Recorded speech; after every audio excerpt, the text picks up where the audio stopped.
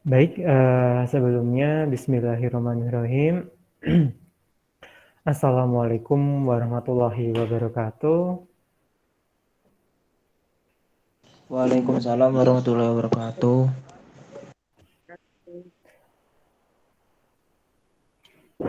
Oke, selamat siang para mahasiswa semua. Ketemu lagi ya di perkuliahan mikroteknik. Nah, di pertemuan minggu keempat ini kita akan membahas mengenai lanjutan dari materi yang sebelumnya. Kemarin sempat saya recording gitu ya, materi mengenai metode parafin. Sebelumnya, mari kita mulai perkuliahan hari ini dengan bacaan basmalah bersama-sama. Bismillahirrahmanirrahim. Semoga hari ini lancar dan kita diberikan kesehatan semua. Suara saya terdengar dengan jelas ya teman-teman semua. Jadi nanti kalau misalnya kurang jelas, mohon instruksi atau misalnya Pak suaranya kurang jelas dan lain sebagainya. Nah, saya akan lanjutkan mengenai metode parafin, walaupun nanti di sini ada 3 topik yang saya bahas. Yang pertama adalah pewarnaan khusus, kemudian yang kedua adalah hormon, sedikit saja nanti saya sampaikan, dan yang terakhir adalah Arab atau alizarin red, alcyan blue. Untuk yang pertama, sebelum saya membahas mengenai pewarnaan khusus, saya menanyakan terlebih dahulu kepada teman-teman semua yang ada di sini mengenai metode parafin, apakah ada pertanyaan atau ketidakjelasan atau kurang jelas pada part atau pada bagian yang mana, sehingga uh, nantinya teman-teman semua wajib paham dulu untuk yang metode parafin, karena pewarnaan khusus ini mau tidak mau adalah step langkah selanjutnya dari metode parafin. Jadi agak sedikit aneh kalau pertemuan kemarin kurang paham, tetapi hari ini kok belajar pewarnaan khusus. Nah, ada yang ingin bertanya terlebih dahulu, karena kemarin kita asinkron ya, jadi mungkin bagi teman-teman yang mau ada pertanyaan, saya persilahkan terlebih dahulu. Silahkan.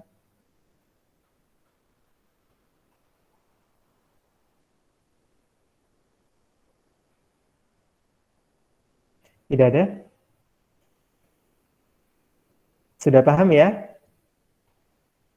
metode parafin?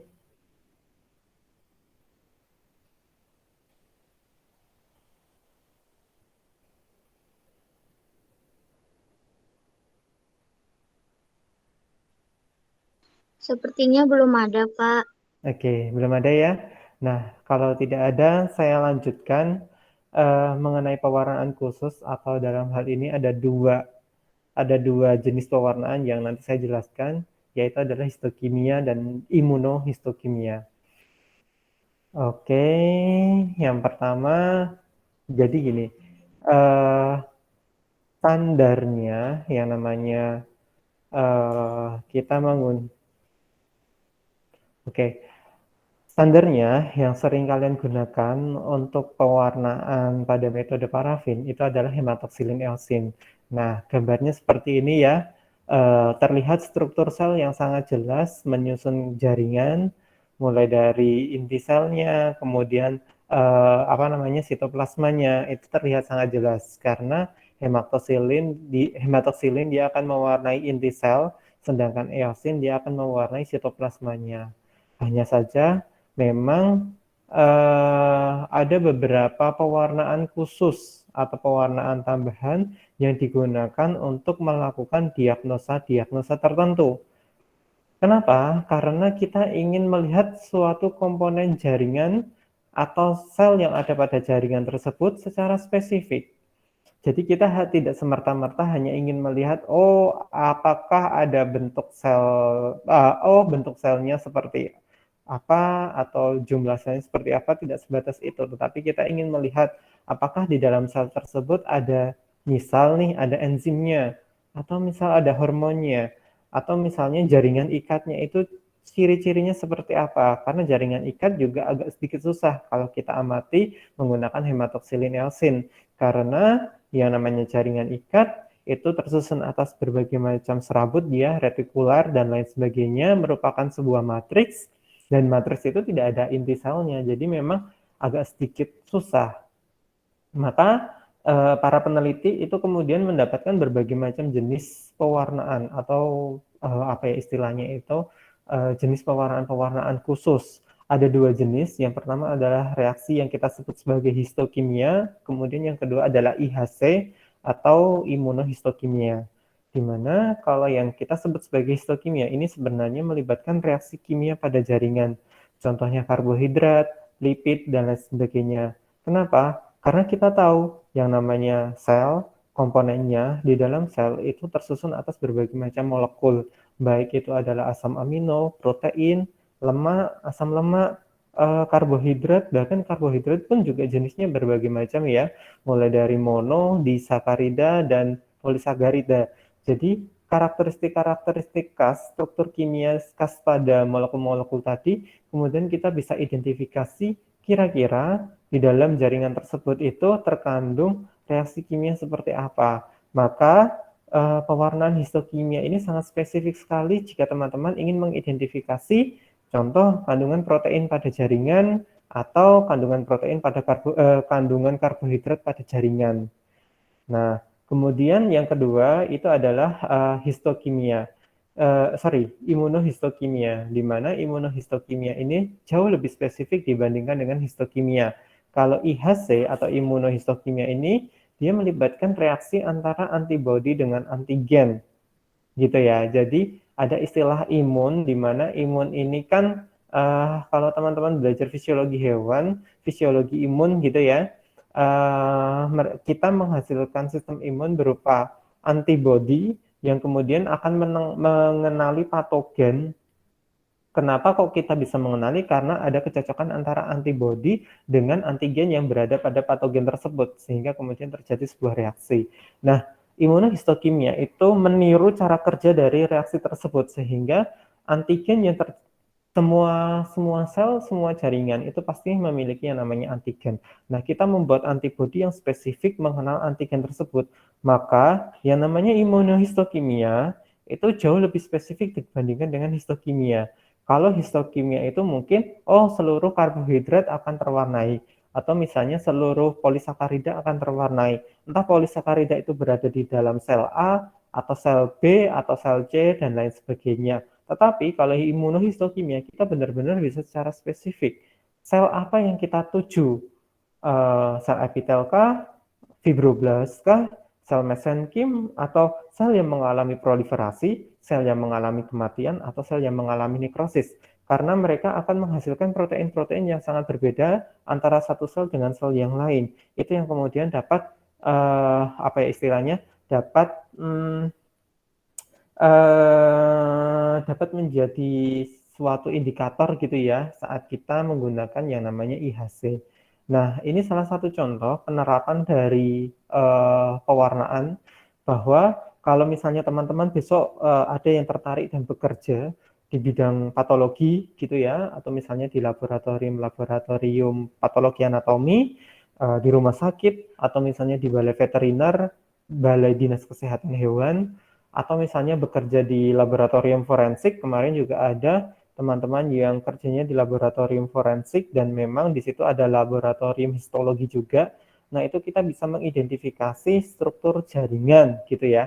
Nah, saya bandingkan gambar yang ada di kanan, yang ada di sini ternyata pada seorang pasien itu kemudian kalau dia mengalami infeksi-infeksi tertentu yang diakibatkan oleh patogen, baik itu jamur, bakteri, virus, dan lain sebagainya. Ternyata secara histologi kita bisa mengidentifikasi kira-kira karakteristik dari patogennya seperti apa. Ada yang menjadi ciri khas pemanfaatan dari histokimia yang ada di sini. Contoh ya, kita ingin mewarnai karbohidrat. Memang di dalam tubuh kita banyak ya komponen karbohidratnya. Atau struktur apa sih yang ingin kita identifikasi berdasarkan pewarnaan karbohidrat. Saya kasih contoh misalnya, yang namanya jamur, itu kan pasti komponennya ada hifa, dan kemiripan dari jamur itu dia memiliki struktur dinding sel yang mirip dengan tumbuhan, sedangkan manusia itu tidak memiliki yang namanya dinding sel. Maka kalau kita warnai dengan pewarnaan yang dia berinteraksi dengan komponen selulosa atau komponen-komponen penyusun dinding sel, karena dinding sel sendiri juga merupakan komponen karbohidrat, itu kemudian kita bisa identifikasi dan kita bisa bedakan antara jamur yang ada di jaringan dengan jaringan yang ada pada dengan jaringan tersebut atau jaringan pada pasien. Nah, itulah salah satu manfaat dari pewarnaan khusus. Nah, contoh-contoh pewarnaan khusus atau pewarnaan histokimia dan IHC ini apa saja? Nah, saya akan coba bedah dulu atau saya kasih contoh dulu untuk yang pewarnaan histokimia.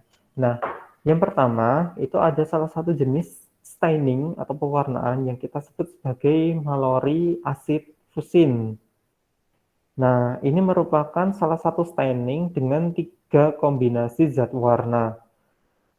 Kalau hematoksilin eosin itu kan hanya 2 zat warna ya, hematoksilin dan eosin. Tapi kalau MAF ini atau Mallory acid fusin ini dia menggunakan 3 zat warna terdiri dari anilin blue, orange G, dan acid fusin. Kenapa? Karena terutama pada tengkorak atau misalnya pada kulit itu kan pasti ada struktur pembanding ya, bukan pembanding, mohon maaf saya ralat, struktur yang berbeda antara komponen jaringan epitel dengan jaringan ikat. Nah, ingin membedakan antara dua jaringan tersebut, karakteristiknya seperti apa, kita bisa bandingkan menggunakan pewarnaan MAF ini. Kok bisa? Karena ada uh, tiga komponen utama zat warnanya. Yang pertama adalah asid fusin, yang kemudian dia mewarnai sitoplasma. Kemudian yang komponen yang kedua adalah pewarna Mallory sendiri. Sedangkan pewarnaan Mallory itu terdiri dari 2 zat warna, yaitu adalah orange G dan anilin blue. Karakternya yang paling menarik itu adalah pada staining anilin blue, di mana anilin blue ini ternyata dapat mewarnai pada berkas-berkas kolagen. Contohnya seperti apa? Saya akan berikan contohnya seperti ini. Nah, ini adalah contoh gambar embrio gitu ya, perkembangan dari tulang. Kita tahu bahwa komponen tulang itu kan lapisan dari perkembangan tulang gitu ya. Nah, komponen luarnya itu adalah mungkin di sini masih ada kulit, maka ada jaringan epitel, kemudian di sini adalah jaringan tulangnya, di bagian tengah adalah jaringan tulang rawan. Kita ingin melihat struktur kolagennya itu seperti apa sih? Kita tahu yang namanya tulang rawan itu tersusun atas materi kolagen ya, berupa hialin. Nah, pewarna dari MAF ini yang berupa anilin blue, jadi komponen dari anilin blue ini yang kemudian dia akan mewarnai berkas-berkas kolagen. Sedangkan non kolagen atau yang bukan material dari karbohidrat gitu ya, itu kemudian dia akan terwarnai berbeda. Contohnya inti sitoplasma, neuglia, fibrin itu akan berwarna merah, sedangkan eritrosit, serabut mielin dan lain sebagainya akan berwarna kuning sampai jingga.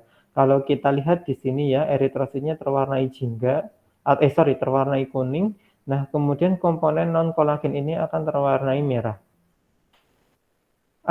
Mungkin agak sedikit susah, saya coba bandingkan di sini ya. Bukan Mallory acid fusin, tetapi pewarnaan Mallory yang lain. Saya punya 2 gambar, yaitu menggunakan Mallory azan dan Mallory trichoma. Sama saja ya yang namanya Mallory, pasti ada yang namanya kandungan dari anilin blue. Nah, jaringan ikat atau kolagen-kolagen ini kemudian dia dapat membedakan antara struktur di sini ya, lapisan epidermis dengan lapisan dermis. Lapisan dermis ini kan lapisan pada jaringan ikat. Nah, struktur kolagennya itu kita bisa lihat warnanya itu biru, pembuluh darahnya warna merah. Berarti pembuluh darah ini bukan merupakan dari kolagen. Nah, sedangkan jaringan epitelnya itu berwarna merah. Kalau kita lihat struktur kulit yang ada di sini, warna jaringan epitelnya atau lapisan epidermisnya itu terwarnai merah. Bahkan di sini ada bagian-bagian yang terkornifikasi. Sedangkan kalau misalnya kita bandingkan menggunakan hematoksilin eosin, tidak seperti itu. Kita tidak bisa membedakan antara struktur atau misalnya di sini kita tidak bisa membedakan mana sih pembuluh darah karena semuanya gabung antara kolagen dengan pembuluh darah. Jadi pada lapisan dermisnya itu tidak nampak bagian-bagiannya itu strukturnya seperti apa kalau kita bandingkan pada pewarnaan Mallory. Bahkan kalau misalnya kita lihat mungkin gradasi warnanya hampir sama karena pewarnaan hematoksilin itu hanya bisa mewarnai sitoplasma dan mewarnai inti sel yang hanya akan terwarnai inti selnya terwarnai ungu, kemudian sitoplasmanya terwarnai merah sampai ke keunguan. Nah, ini adalah perbandingan pewarnaan hematoksilin eosin dan ini adalah pewarnaan dari MAF. Kalau yang di sini Mallory trichoma, Mallory Hansen, kalau yang di sini adalah Mallory acid fusin. Oke, ada contoh yang lain lagi. Nah, di sini bagaimana kita melihat pewarnaan MAF untuk melihat istilahnya itu membran basalis atau mungkin jaringan ikat yang berada pada tubulus, baik tubulus collectivus ataupun tubulus contortus pada bagian dari ginjal. Ini nampak terlihat ya glomerulusnya, tetapi kalau dulu waktu praktikum kalian pasti diajarin bahwa pada bagian bagian dalam dari glomerulus itu yang ada yang namanya membran basalis. Kalau kita menggunakan pewarnaan hematoksilin eosin, itu membran basalisnya nggak nampak jelas, tetapi ternyata saat kita menggunakan pewarnaan yang lain atau dalam hal ini adalah Mallory acid fusin, itu ternyata membran basalisnya terwarnai biru. Jadi ini terlihat sangat jelas lagi perbedaan antara membran basalis dengan jaringan epitel yang ada pada ginjal.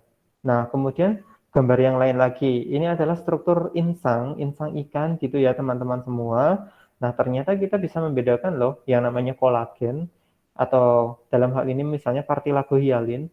Cartilagohyalin merupakan tulang rawan, kemudian dia salah satunya juga menyusun struktur tulang dari insang gitu ya. Jadi insang itu tersusun atas tulang rawan. Nah, kita bisa membedakan antara bagian mana sih yang merupakan tulang rawan dan bagian mana yang merupakan lamina gitu ya.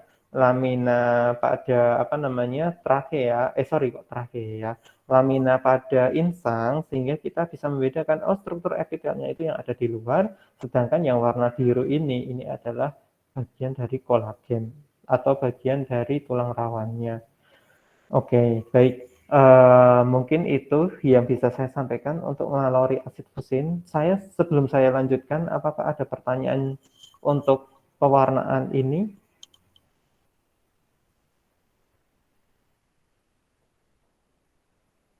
Sepertinya belum ya.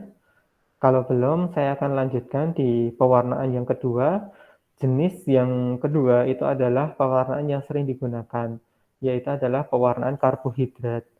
Uh, untuk pewarnaan karbohidrat yang ada di sini, ini sebenarnya bukan pewarnaan yang digunakan untuk mewarnai nasi atau komponen karbohidrat pada makanan, tetapi ternyata di dalam tubuh kita itu juga ada berbagai macam jenis penyusun-penyusunnya itu dari karbohidrat. Contohnya adalah musin. Musin ini kan lendir. Ternyata lendir itu tersusun atas berbagai macam komponen seperti muskosubstansi, proteoglikan, glikoprotein, dan glikokonjugat, di mana itu kemudian dia akan membentuk sebuah lendir atau kita sebut sebagai musin. Dan musin ini kita temukan di bagian pelapis, terutama pada bagian mukosa ya, baik itu di saluran pernafasan maupun saluran pencernaan. Nah, kalau kita lihat memang kalau di saluran pencernaan itu banyak sekali, mulai dari kita temukan di mulut sampai ke anus. Jadi menarik dan menjadi penting untuk kita pelajari untuk melihat struktur dari musin ini. Bagaimana untuk melihatnya? Kita bisa menggunakan pewarnaan karbohidrat. Banyak jenisnya, nanti saya akan jelaskan satu persatu. Yang jelas, komponen kimia, terutama pada musin ini, itu kan hasil dari sekresi sel epitel dan jaringan-jaringan yang lain. Ada sel fibroblast dan sel mas yang kemudian dia bisa menghasilkan musin. Nah, kemudian lendir ini, komponen karbohidrat ini, jika kita warnai staining tertentu, itu kemudian dia akan menghasilkan suatu reaksi warna, di mana hanya yang menghasilkan musin saja yang kemudian akan terwarnai. Sedangkan jaringan atau sel yang tidak menghasilkan lendir itu tidak akan terwarnai. Nah, inilah yang disebut sebagai reaksi histokimia pada pewarnaan karbohidrat. Baik, kemudian kalau kita lihat identifikasinya, ternyata yang namanya musin atau lendir ini ya, mukus gitu ya, itu ada berbagai macam jenis. Ada yang mukusnya itu asam, dan ada yang mukusnya itu netral. Berdasarkan dari apa? Sifat derajat keasamannya atau potensial hidrogen atau singkatannya adalah pH. Nah, dari pH ini kemudian nanti ada berbagai macam jenis zat warna yang spesifik. Oh, dia hanya bisa mewarnai musin asam dan dia hanya bisa mewarnai musin netral. Uh, untuk fiksasinya sebenarnya banyak ya. Pengalaman saya pribadi, saya sudah dua-duanya pernah melakukan, baik saya fiksasi menggunakan netral sulfur formalin ataupun saya fiksasi menggunakan larutan bowin. Nah, di sini salah satu contohnya staining musikarmin gitu ya. Kalau kita lihat, nah di sini yang sel yang mengandung musin itu terwarnai merah, sedangkan yang tidak itu terwarnai kuning. Jadi ini sangat spesifik sekali. Nah, di sini ada pewarnaan yang saya sebut sebagai asid fast bakteria atau AFB, di mana dia akan membedakan struktur komponen pada bakteri dengan yang ada pada paru-paru. Kita tahu bakteri juga memiliki yang namanya dinding sel, sehingga dinding sel tersebut akan terwarnai berbeda dengan komponen jaringan terutama pada paru-paru. Nah, sehingga kita bisa mendeteksi ya adanya infeksi atau tidak berdasarkan pengamatan histopatologi. Oke, nah jenis-jenis pewarnaan karbohidrat ini apa saja? Yang pertama saya jelaskan yaitu periodic acid sieve. Ini pernah saya lakukan. Pewarnaan ini berfungsi untuk mewarnai karbohidrat atau dapat mewarnai lendir atau mukus dengan konsentrasi mukusnya, bukan konsentrasi, dengan pH mukus itu netral, jadi 7 ya, 7,4. Nah, kalau ada sel yang kemudian dia memiliki mukus pH netral, maka pewarnaan ini akan positif dan mewarnai bentuk magenta. Gini, magenta seperti ini. Nah, ini salah satu glomerulus yang kemudian diwarnai menggunakan pas. Jadi pas bukan hanya untuk mewarnai mukus saja, tetapi dia istilahnya spesifiknya dia mewarnai karbohidrat. Dia mewarnai karbohidrat dengan tanda warna magenta, seperti itu. Oke. Nah, kemudian yang kedua, itu ada jenis pewarnaan yang lain, yang saya sebut sebagai AB, atau Alcyan Blue. Nah, di mana metode Alcyan Blue ini, dia agak sedikit berbeda dengan PAS. Kalau PAS itu dia mewarnai karbohidrat dengan pH netral, tetapi kalau Alcyan Blue dia mewarnai lendir yang asam atau mukus yang asam. Nah, reaksinya itu adalah terwarnai biru. Sangat cantik sekali kalau kalian lihat warna biru yang ada di sini. Nah, ini adalah pewarnaan dari Alcyan Blue. Sedangkan background-nya yang dia tidak memiliki pH asam itu akan terwarnai merah atau warna pucat. Tidak merah sih, kalau pengalaman saya tidak seperti ini, tetapi warnanya pucat. Oke, nah kemudian Alcyan Blue juga bisa digunakan untuk mewarnai tulang, karena balik lagi ya, dia fungsinya hampir sama dengan aniline blue.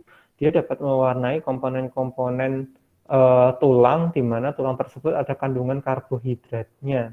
Kalau ada kandungan karbohidrat, berarti ini merupakan tulang rawan. Ada hialin dan lain sebagainya. Nah, itu akan terwarnai biru. Ini adalah kalau kalian lihat ya, ada grup isogen gitu kan, kumpulan-kumpulan dari kondroblast dan lain sebagainya, kondrosit di dalamnya. Nah, ini kelihatan bulat-bulat kecil-kecil seperti ini. Ini menarik kalau kita amati menggunakan Alcyan Blue. Dan ternyata, sebelum itu, nah ini ada jenis yang lain lagi. Kita bisa membedakan ya, karena jaringan ikat itu merupakan matriks di mana komponen karbohidratnya juga banyak. Di sini kita kombinasikan antara iron hematoksilin dengan Alcyan Blue, di mana iron hematoksilin itu akan mewarnai pembuluh darahnya, sedangkan jaringan ikatnya itu akan terwarnai oleh Alcyan Blue. Oke, saya lanjutkan. Nah, Eh, Periodic acid shift itu kita bisa kombinasikan dengan Alcian blue. Menarik ini.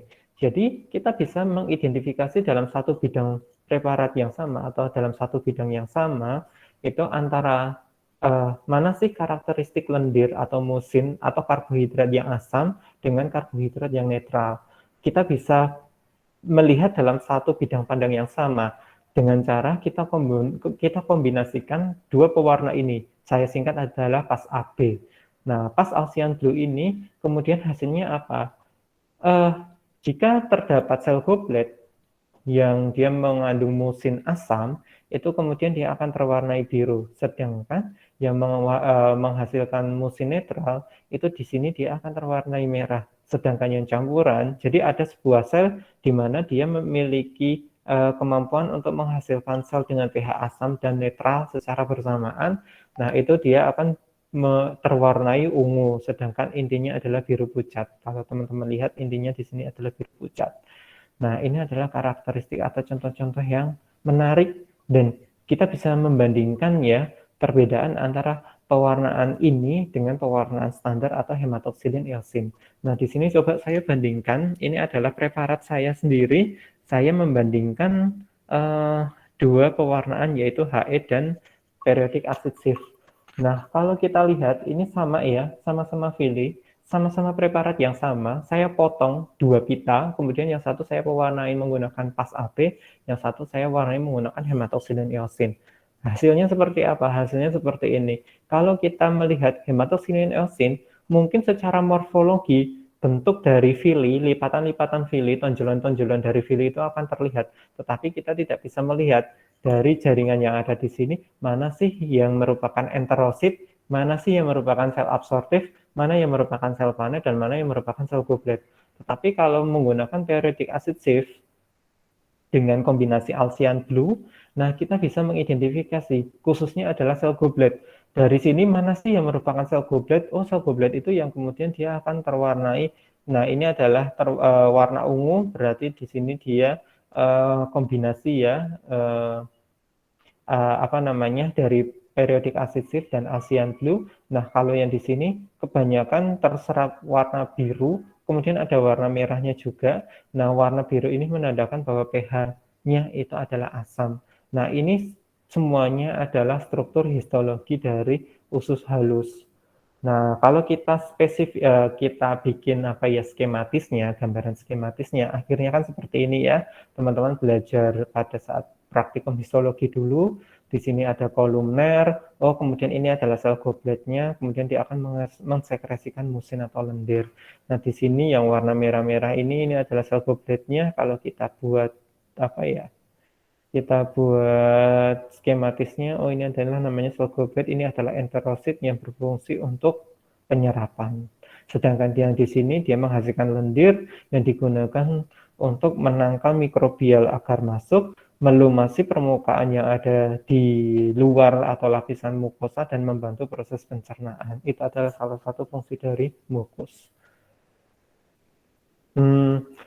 Pewarnaan menggunakan kolagen itu pewarnaan untuk mengamati kolagen itu sebenarnya banyak ya. Jadi bukan hanya menggunakan anilin blue saja, Alcian blue, anilin blue, tetapi ada warna yang lain lagi. Nah, di sini ada Sirius red, di mana pewarnaan ini dapat mewarnai warna merah pada kolagen. Jadi bagi teman-teman yang tertarik pengamatan terutama lapisan kulit gitu ya, ingin membuat apa mungkin apa namanya ingin membuat vitamin untuk kulit, peningkat kolagen dan lain sebagainya. Kemudian nanti mungkin bisa dilakukan secara praklinis menggunakan tikus dengan senyawa-senyawa herbal yang teman-teman lakukan risetnya.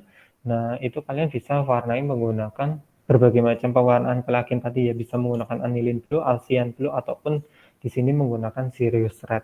Pada dasarnya sama, jadi banyak sekali zat warna yang bisa kita gunakan tergantung kebutuhan dan kegunaan dari zat warna tersebut. Kira-kira kalian ingin mengidentifikasi apa dan ingin melihat bagian yang mana. Jadi bukan hanya satu komponen satu zat warna, tidak, ada ribuan jenis dari pewarnaan yang mungkin saya tidak bisa jabarkan satu persatu. Karena yang namanya staining itu ya apa ya istilahnya berdasarkan dari referensi-referensi sebelumnya, kemudian dari reaksi kimianya seperti apa, dan biasanya kita melakukannya sudah sesuai dengan prosedur. Jadi nanti mungkin saya juga akan men-sharingkan ya salah satu buku yang menjadi acuan saya sendiri, kemudian bisa dijadikan sebagai acuan teman-teman semua untuk contoh-contoh staining seperti itu. Tapi memang kalau di lab kita pewarnaannya masih terbatas, jadi tidak bisa mewarnai semuanya karena mungkin harga beberapa zat warna ini juga relatif berbeda-beda dan tergantung kebutuhan. Jadi tadi ya kalau misalnya secara general yang paling standby di lab itu adalah hematoxylin niacin, tetapi kalau perwarnaan khusus biasanya kita beli atau kita sediakan saat butuh saja, maksudnya pada saat penelitian itu karena kadang nggak dalam sewaktu-waktu itu harus melakukan penelitian itu. Oke, untuk histokimia dari Sirius Red, Alcian Blue, Periodic Acid Shift, Mallory Acid Fusin. Apakah di sini ada pertanyaan teman-teman semua?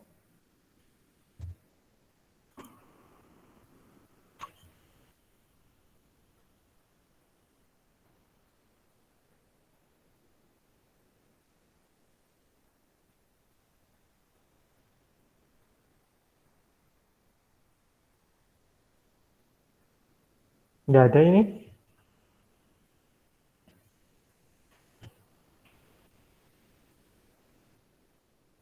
Sepertinya belum ada, Pak. Belum ada ya. Kalau belum ada, saya lanjutkan. Kemudian yang kedua adalah IHC. Perbedaannya di mana sih? Ya, istilah imun ini yang kemudian dia akan membedakan jadi imunohistokimia. Imun itu adalah antibodi yang kita gunakan pada zat warnanya. Histo itu adalah histologinya. Ya, kimia adalah reaksi kimianya. Metode ini untuk meneliti struktur jaringan dengan menggunakan senyawa kimia yang sangat spesifik. Digunakan untuk mengidentifikasi dan mengetahui letak senyawa kimia tertentu di dalam jaringan. Sangat spesifik karena kita menggunakan interaksi antibodi pada zat warna dengan antigen yang ada pada seluruh permukaan jaringan. Bahkan antigen itu pasti ada ya, dimanapun asalkan itu adalah makhluk hidup, itu pasti dia memiliki yang namanya antigen. Baik pada bakteri, baik pada jamur, tumbuhan, bahkan komponen-komponen sel yang ada pada manusia. Bahkan antara satu sel dengan sel yang lain itu memiliki antigen yang berbeda-beda. Ini yang membuat reaksi dari imunohistokimia ini sangat-sangat spesifik dibandingkan dengan histokimia yang biasa. Metode ini menggunakan antibodi yang berlabel atau penanda. Maksudnya gimana? Nanti antibodinya itu spesifik kita kasih tanda. Tanda ini yang membuat pembeda antara mana sih yang ada reaksi zat warna dengan mana yang tidak ada reaksi. Berarti kalau yang tidak ada reaksi itu tidak ada penggabungan atau tidak ada kecocokan antara antibodi dengan antigennya. Gitu ya. Sehingga ini sangat spesifik sekali. Kita bisa menggunakan sediaan manapun, kita bisa menggunakan hasil dari metode parafin, kita potong seperti biasa menggunakan mikrotom, kemudian kita warnai langsung ke IHC, atau kita bisa menggunakan pemotongan cryosection yang menggunakan pisau beku gitu ya, dengan suhu sangat dingin, atau metode imunohistokimia ini sebenarnya kita bisa aplikasikan kepada kultur jaringan, kultur sel gitu ya. Pada kultur sel atau sel biakan itu juga kita bisa warnai. Yang penting tadi ya ada protein dan lain sebagainya diinkubasi, kemudian ada antibodi dan lain sebagainya yang ada reaksinya. Antibodi itu kemudian akan terikat secara spesifik pada komponen protein yang lokasinya kemudian dapat dilihat menggunakan mikroskop cahaya ataupun elektron. Kalau mikroskop cahaya ya mungkin ini namanya apa ya istilahnya ya IHC biasa, tetapi kalau yang elektron atau mungkin mikroskop fluoresen itu nanti senyawanya dia akan berpendal, beda. Tetapi konsep dasarnya sama. Antibodi itu biasanya dilabeli dengan senyawa fluoresens atau dengan peroksidase atau bisa menggunakan fosfatase alkali. Nah, labelnya itu adalah berbagai macam jenis ini. Nah, saya kasih contoh di sini ada dua teknik imunohistokimia yang teman-teman harus sangat pahami gitu ya. Yang pertama adalah secara direct, kemudian yang kedua adalah secara indirect. Direct itu artinya secara langsung, indirect itu secara tidak langsung. Ini adalah tekniknya. Eh, Contoh ya, yang direct itu antibody yang akan, ini misalnya gini teman-teman semua. Ini adalah kaca preparat, kemudian di permukaannya adalah sel atau jaringan, di mana jaringan itu pasti mengandung yang namanya antigen. Nah, antibodi atau zat warna tadi ya, antibodi itu kemudian akan dilekatkan pada protein jaringan pada suatu secara langsung. Jadi ini adalah antibodinya, kemudian di sini ada label gitu ya. Jadi antibodi berlabel itu kemudian dia sudah langsung dapat menyentuh atau menempel kepada antigen yang ada di preparat. Nah, inilah yang disebut sebagai direct. Nah, ini kita langsung bisa amati di mikroskop. Tetapi kalau indirect itu kita menggunakan dua jenis antibodi. Yang pertama adalah antibodi primer, kemudian yang kedua adalah antibodi sekunder. Di mana ini adalah antigennya, antibodi primer itu akan berdekatan dengan antigen. Kemudian barulah setelah berdekatan dengan antibodi primer, kita keluarkan antibodi sekunder. Antibodi sekunder itu tidak berdekatan dengan antigen, tetapi antibodi sekunder dia akan berdekatan dengan antibodi primer. Bedanya antibodi primer dengan antibodi sekunder apa?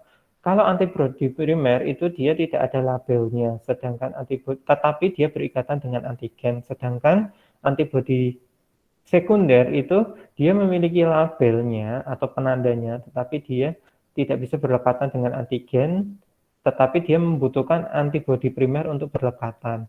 Nah, secara tidak langsung atau indirect ini modelnya seperti ini. Jadi antibodi primer berdekatan dulu dengan antigen, setelah itu baru kita berikan antibodi sekunder. Antibodi sekunder akan berdekatan dengan antibodi primer, barulah kemudian kita bisa mengamati warna yang dihasilkan. Nah, di sini salah satu contoh ya, kalau kita gunakan indirect imunohistokimia, maka kita membutuhkan dua antibodi. Antibodi yang berdekatan dengan antigen atau protein di sini ya, karena dia juga merupakan protein. Nah, antigen yang ada di sini, maka dia akan berdekatan erat, gitu kan? Antibodi primer dengan antigen. Setelah itu kemudian antibodi sekunder yang dia punya label itu akan berikatan dengan antibodi primer. Barulah kemudian dia akan menghasilkan zat warna yang bisa kita lihat. Sedangkan kalau pemakaian imunofluoresen, tekniknya sama dengan yang model di sini. Kalau yang di sini contohnya yang direct gitu ya, yang dia memiliki antibodi yang langsung punya label tanpa kita embel-embel primer gitu kan. Kemudian karena dia memiliki penandanya berupa fluoresen, maka kemudian dia timbul atau mengeluarkan sinyal cahaya yang kemudian kita bisa lihat menggunakan mikroskop. Nah, ini salah satu stepnya gitu ya. Kalau ditanya secara spesifik, saya juga belum punya pengalaman mengenai hal ini, tapi nanti mungkin kalian bisa belajar bareng-bareng di histopatologi karena ini akan dijelaskan secara detail oleh Bu Rita. Nah, mungkin sekilas saja gitu ya. Kalau yang ini prosesnya adalah indirect, di mana tadi saya ulangi lagi, mulai ditaruh gitu ya antibodi primer, setelah itu kemudian antibodi sekunder yang dia punya label, kita lihat ke dalam mikroskop. Hasilnya seperti apa? Nah, hanya apa ya istilahnya itu hanya yang dia berlekatan saja atau yang dia memiliki antigennya saja yang kemudian dia terwarnai, sedangkan sel yang lain tidak. Saya kasih contoh gampangannya, ini adalah tubulus atau saluran pada ginjal, di mana ingin kita amati suatu enzim yang disebut sebagai alkalin fosfatase, itu ternyata hanya akan nampak menggunakan imunohistokimia, itu pada permukaan jaringan epitel yang ada di tubulus. Sedangkan di sel yang lain itu dia tidak akan terwarnai. Berarti kita tahu yang namanya alkalin fosfatase itu hanya akan dihasilkan di bagian permukaan dari sel epitel di tubulus ginjal. Itulah salah satu keunggulan dari imunohistokimia yang dia sangat spesifik, bisa mengidentifikasi enzim, protein, gen, DNA, RNA, dan lain sebagainya. Nah, saya bandingkan lagi, saya kasih contoh, teman-teman tahu ya yang namanya testosteron. salah satu hormon pada laki-laki yang dihasilkan oleh sel Leydig. Kenapa para peneliti bisa menspekulasi seperti itu? Kalau kita misalnya lihat secara HE itu nggak kelihatan, tetapi kalau kita lihat menggunakan IHC itu IHC akan nampak yang warna orange seperti ini. Ini adalah sel yang menghasilkan hormon testosteron karena dia memiliki protein atau dalam hal ini antigen yang secara spesifik dimiliki oleh sel yang menghasilkan testosteron, sehingga antibodi itu hanya akan berlekatan pada daerah-daerah itu saja. Nah, ini contohnya ya, ini adalah pewarnaan IHC, ini standar hematosilik eosin. Nah tadi, ini kalau contoh fluoresen, ini warna yang berpendal, warna merah menyala seperti ini merupakan jaringan ikatnya atau jaringan interstisialnya. Kemudian ini adalah sel-sel spermatogenik. Nah ini terlihat warna hijau sitoplasmanya, inti selnya itu terwarnai biru. Nah inilah keunggulan dari imunohistokimia atau di sini juga imunofluoresen. Oke,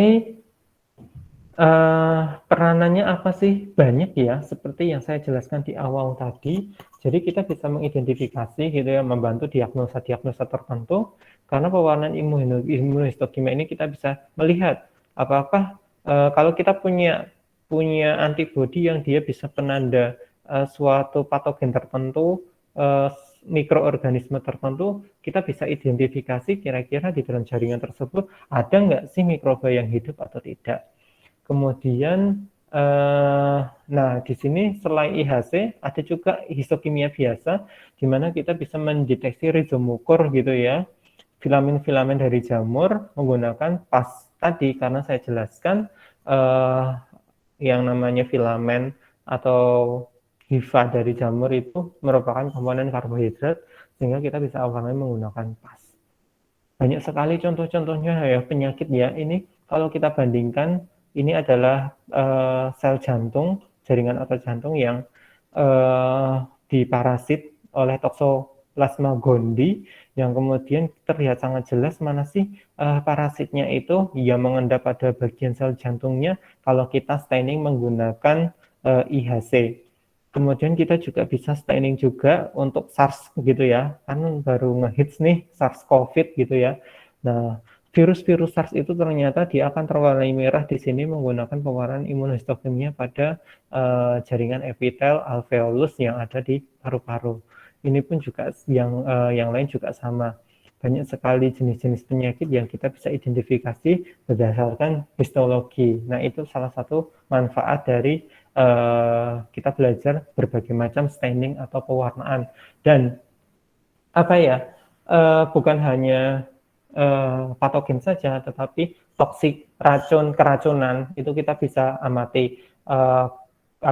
Limbah, timbal, besi yang terlalu over di dalam tubuh kita, terutama kan efek protektif yang ada di dalam tubuh kita itu biasanya dari ginjal dan hati. Nah, kalau misalnya ada orang yang tiba-tiba keracunan di pertambangan dan lain sebagainya, kemudian kita lihat pada bagian patologi ginjal ataupun hatinya, nah kita bisa melihat apakah terdapat terdapat senyawa yang kalau misalnya memang toksik. Kalau kalian belajar toksikologi, itu kan tubuh kita itu kalau itu benar racun, ada beberapa senyawa yang tidak bisa kita degradasi atau tidak bisa kita hilangkan, walaupun hati ini merupakan organ yang dapat mendegradasi komponen senyawa eksogen dan komponen yang lain gitu ya, yang memang bukan berada di dalam tubuh kita. Tetapi kalau itu terlalu toksik, maka kita bisa lihat secara histologi dia menimbun di bagian sel yang mana gitu ya. Oke, mungkin itu salah satu contoh untuk staining atau pewarnaan-pewarnaan khusus. Banyak sekali, nanti mungkin teman-teman bisa baca sendiri di referensi yang nantinya saya berikan. Apakah ada pertanyaan sebelum saya lanjutkan mengenai materi selanjutnya?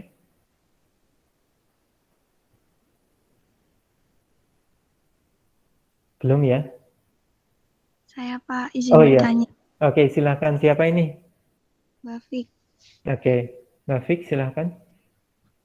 kan tadi di pewarnaan IHT itu kan bisa menggunakan potongan spesimen pakai cryosection sama metode parafin kan Pak. Mm-mm. Nah itu bedanya apa ya Pak? Oke, bedanya apa? Kalau sebenarnya gini, cryosection sama parafin itu bedanya kan di mekanisme pemotongan.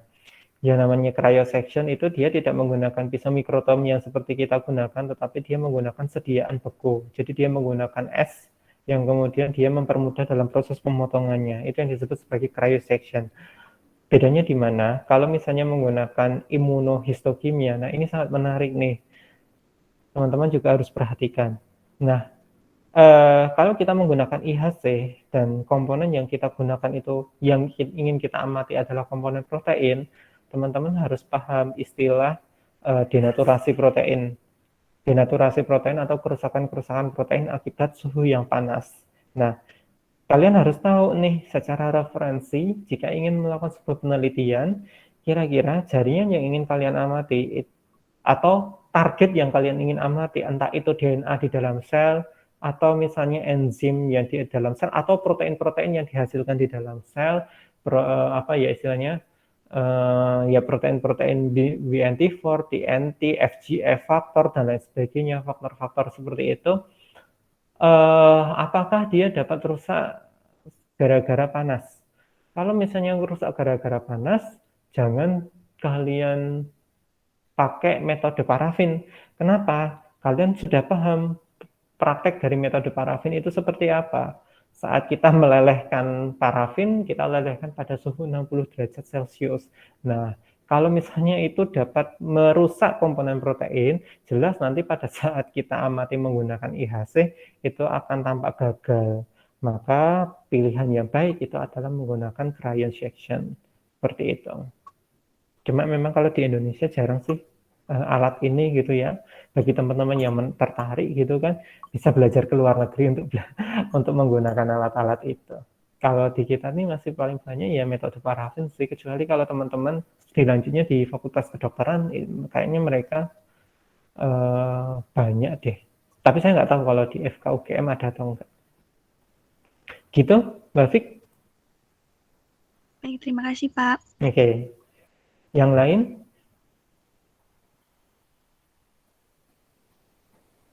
Kayaknya tidak ada ya. Nah, atau nanti di akhir mungkin banyak yang tanya, saya lanjutkan dulu aja.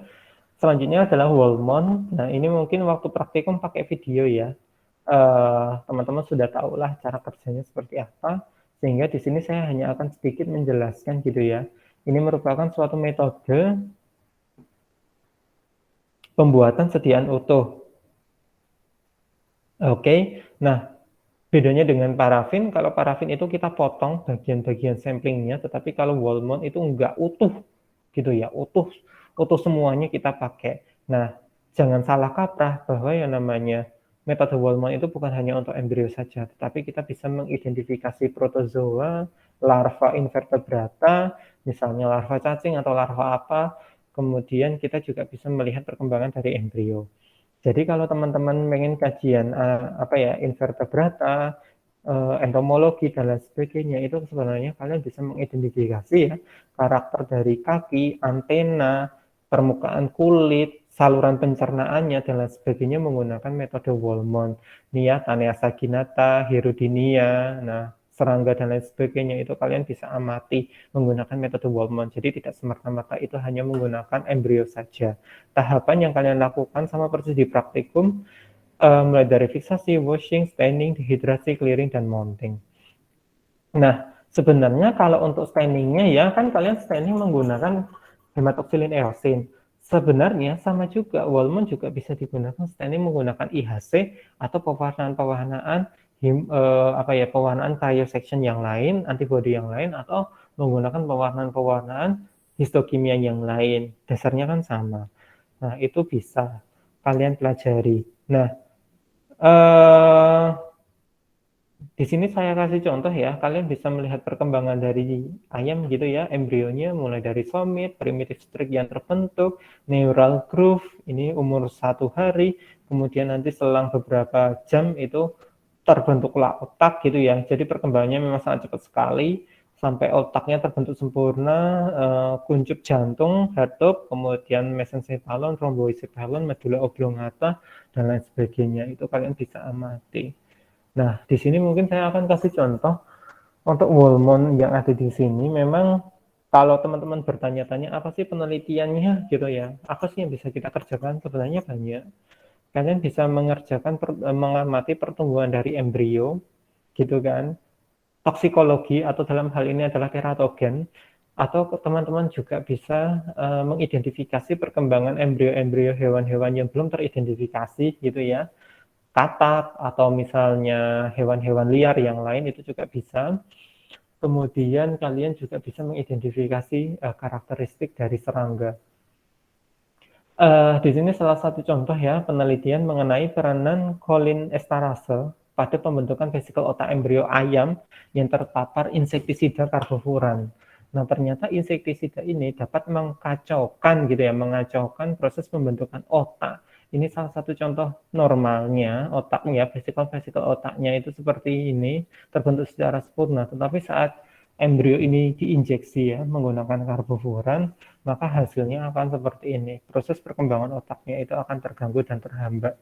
Embrio tidak terbentuk secara sempurna.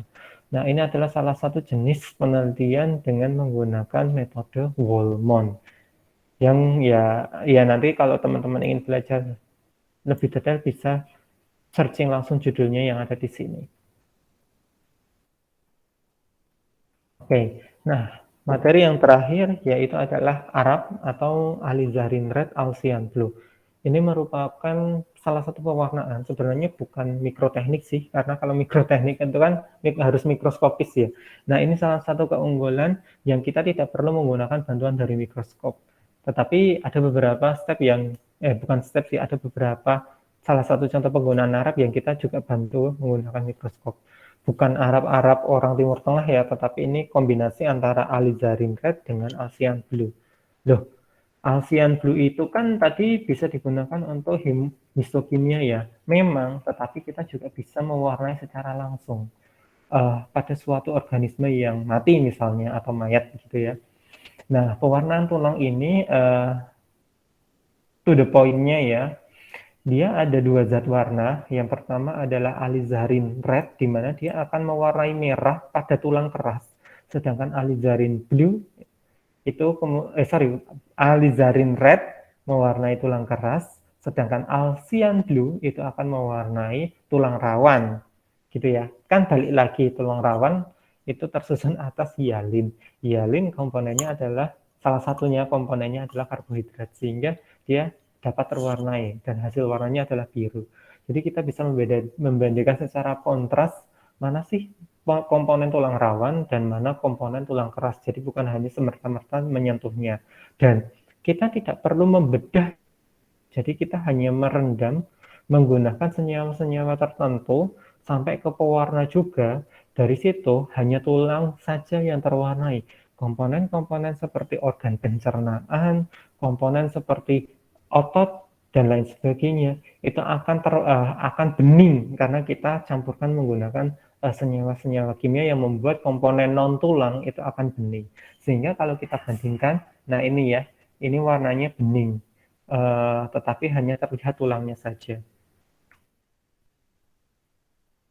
Nah, keuntungannya apa? Jadi kalau teman-teman ingin mengidentifikasi, belajar tentang penulangan, oh mana sih yang mananya radius, mana yang namanya scapula, humerus, tulang belakang, vertebrae, femur, tibia, fibula, dan lain sebagainya. Itu tidak akan ada kemungkinan tulangnya itu hilang karena kita nggak bedah. Kita nggak pecah satu-satu tulangnya, kemudian kita susun rangkanya seperti fosil, tidak seperti itu. Tetapi semua tulang itu akan tetap berada dalam posisi aslinya. Tidak ada kemungkinan terjadi kesalahan identifikasi terhadap tulang yang serupa dan dapat diteliti dari berbagai macam sudut, sama seperti pada awetan kering, taksidermi. Kalau teman-teman ada yang kerja praktek di LIPI biasanya bikin taksidermi, nah itu hampir mirip dengan taksidermi tetapi basah karena kita rendam menggunakan larutan tertentu. Dan dapat memproses banyak individu sekaligus tanpa takut tercampur antara tulang satu dengan tulang yang lain. Oke, Nah, di sini pengalaman saya, dulu saya juga pernah melakukan ini gitu ya. Nah, ini saya menggunakan wader, tahu kalau ikan wader ya. Nah, di sini saya sengaja waktu praktikum itu saya potong pada bagian ekornya. Kemudian saya biarkan untuk hidup lagi, kemudian saya amati lagi beberapa hari, ternyata terjadi regenerasi ekor. Nah, untuk mengamati apakah terjadi regenerasi ekor ini, saya amati menggunakan pewarna arak yang ada di sini. Jadi yang mulai pertama adalah di anestesi pada es batu gitu ya. Ternyata ikan itu bisa dianestesi menggunakan air es. Jadi banyak ya senyawa anestesi itu. Nah, sangat sederhana, ikan itu ternyata bisa dianestesi menggunakan es. Kemudian kita fiksasi menggunakan alkohol 96% dan kita rendam selama 3 hari. Setelah itu, kemudian direndam menggunakan pewarnaan alizarin red Asian blue selama 3 hari sampai terwarnai sempurna. Setelah itu kita cuci bersih menggunakan Aquades, kemudian kita rendam menggunakan KUH. KUH ini berfungsi untuk membuat tubuhnya itu bening dan transparan.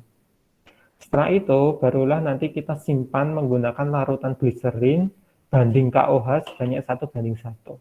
Hasilnya seperti ini teman-teman semua.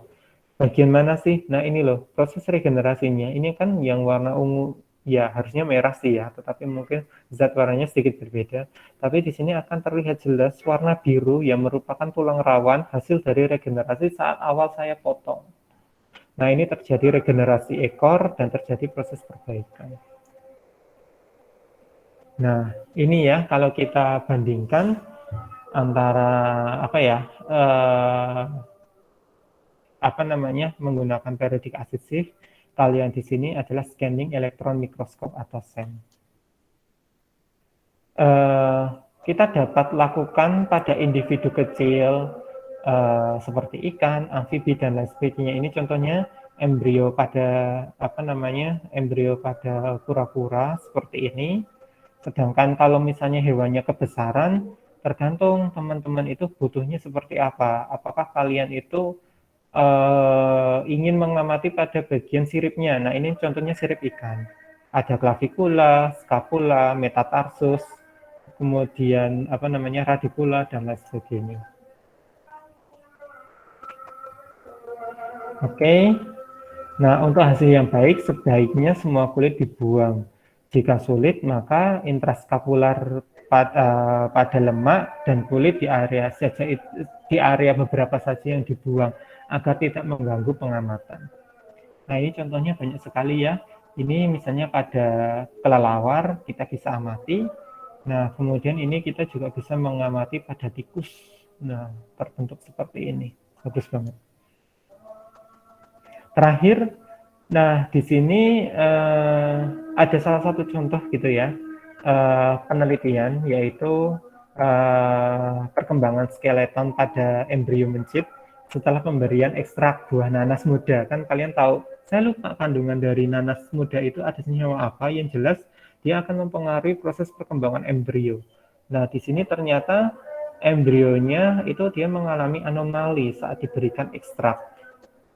Nah, dan ternyata menggunakan alizarin red Asian blue, kalau di sini adalah kontrol gitu ya, pada saat kita berikan perlakuan itu terjadi anomali gitu ya, ada jembatan Costa atau perlakukan yang berbeda, dan di sini terjadi lakukan-lakukan di mana tulangnya itu tidak terbentuk secara sempurna. Nah, ini salah satu manfaat kita belajar menggunakan pewarnaan alizarin red Asian blue. Adalah contoh yang lain yaitu adalah struktur skeletal sirip kaudal kompleks dari Periothalamus gracilis, atau teman-teman itu familiar dengan istilah ikan mudskipper, atau kalau orang Jawa bilangnya ikan glodok. Nah, mudskipper ini kan ikan yang dia bisa bertahan di darat selama 15-18 menit tanpa air. Nah, tetapi yang dipelajari yang di sini, penelitian yang ada di sini, dia tidak mempelajari bagaimana cara dia bisa bertahan tanpa air, tetapi bagaimana cara dia bisa tetap berdiri dengan kondisi tidak ada air. Jadi dia bisa berada di darat. eh, kalau kalian taruh ikan nila, itu kan kalau misalnya taruh di apa ya lumpur atau ditaruh di tanah, itu kan pasti dia jatuh. Kalau ikan ini dia tidak.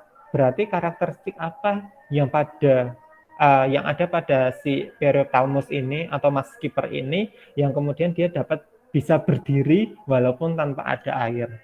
Nah, peneliti ini kemudian mengamati struktur penulangannya. Oh, ternyata di sini ada sebuah persendian yang membuat pada bagian sirip kaudal ini dapat apa ya? Dapat menyangga agar si ikan ini dia tidak si ikan ini dia tidak jatuh atau dia tidak jatuh. Kemudian dia mengamati karakteristik pada bagian ekornya, komponen tulangnya itu seperti apa, siripnya itu bentuknya bagaimana, bagaimana cara dia tetap berdiri, bagaimana cara dia bisa berenang. Nah, penelitian ini mempelajari struktur skeleton pada sirip kaudal mudskipper dengan metode alizarin red Alcyon blue. Oke, mungkin itu saja dari saya. Teman-teman semua, apakah ada pertanyaan sebelum kita akhiri?